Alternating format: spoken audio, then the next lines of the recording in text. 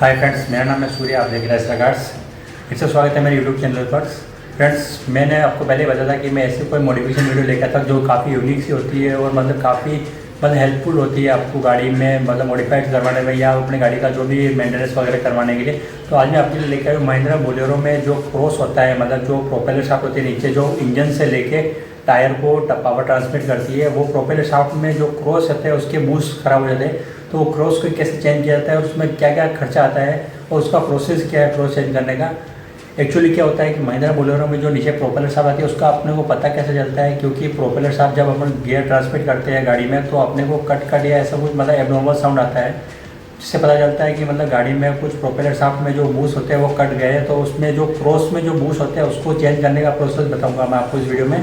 Propeller shaft में cross को change करवाना काफ़ी कंपल्सरी रहता है, क्योंकि अगर आपने ज़्यादा टाइम तक अगर ऐसे ही चला रहे गाड़ी को तो उसमें आपके गियर्स जो डिफरेंशियल गियर होते हैं और जो कि गियर बॉक्स में जो गियर्स होते हैं उसका डैमेज होने का चांस ज़्यादा बना रहता है।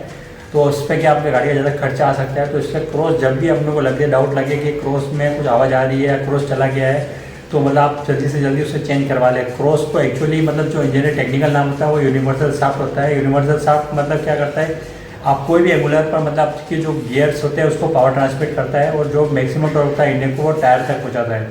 तो चलिए फ्रेंड्स, वीडियो को स्टार्ट करते हैं, दिखाते हैं कि क्रॉस कैसे चेंज किया जाता है।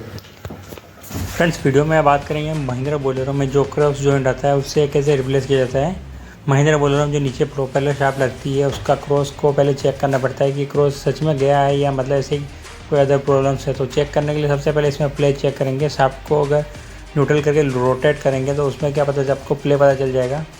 सबसे पहले फ्रंट वाली व्हील का पता चलेगा तो उसमें आपको प्ले मदा नहीं चल रहा है, पीछे नहीं, आगे वाला फिर रियर चेक करते हैं तो इसमें आपको पता चल रहा है कि प्ले लग रहा है, जो उसके बूस्ट है वो कट गए तो उसको रिप्लेस करना पड़ेगा। ये पूरा पीस टू पीस रिप्लेस किया जाएगा, नया डाला जाएगा। इसमें रिपेयरिंग वगैरह कुछ काम नहीं होता बूस्ट का। सबसे पहले इसके बोल्टिंग वगैरह खोले जाएंगे। इसमें 12 mm के 4 हाफ थ्रेड वाले बोल्ट लगे रहते हैं, उनको खोल कर पूरा शाफ्ट को बाहर लिया जाएगा। शाफ्ट को बाहर लेने के बाद ही इसको रिप्लेस किया जाता है, क्योंकि इसके लगे लगे साथ में चेंज नहीं हो सकता है, क्योंकि इसको पूरा रिपेयर करके पूरा बाहर निकालना पड़ता है। उसमें clevis to clevis locking bolt रहता है, उसे खोल कर पूरा बाहर निकालना पड़ता है, इसलिए शाफ्ट को पूरा बाहर लेना पड़ता है। क्रॉस चेक करवाना काफ़ी कंपल्सरी रहता है, महीने में 1-2 बार अपने क्रॉस जरूर चेक कर लीजिए। कोई भी गाड़ी हो, ये सब में क्रॉस का सबसे, जिस चीज़ भी गाड़ी में रियर व्हील ड्राइव ऑप्शन रहता है उसमें क्रॉस वगैरह लगा रहता है, प्रोपेलर शाफ्ट का यूज़ किया जाता है। अगर आपकी गाड़ी फ्रंट व्हील ड्राइव हो तो अलग बात है, बाकी प्रोपेलर शाफ्ट चीज़ जिस गाड़ी में लगी रहेगी उसमें क्रॉस का प्रॉब्लम आता ही आता है। जैसे कि आप देख पा रहे हैं इसमें प्ले बहुत ज़्यादा है और इसको चेंज करना काफ़ी कंपलसरी है।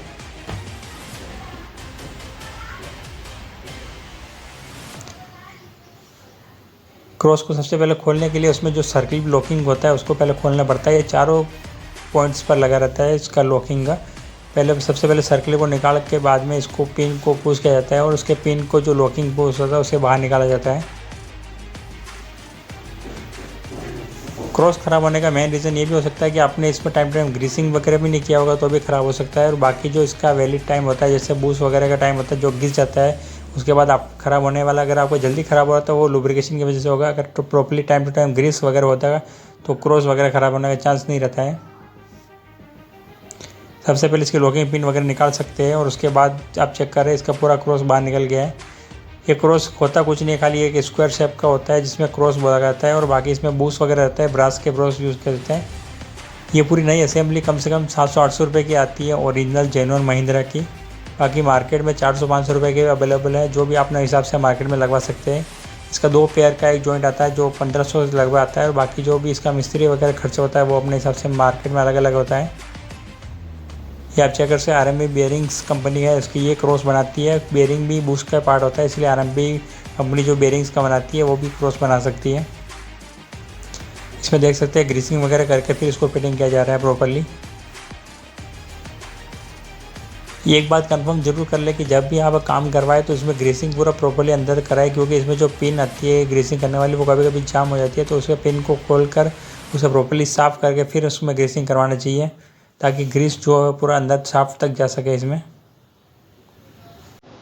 बाकी फ्रेंड्स, कैसा लगा वीडियो कमेंट बॉक्स में बताना। हमारे चैनल पर आए तो चैनल को सब्सक्राइब कीजिए।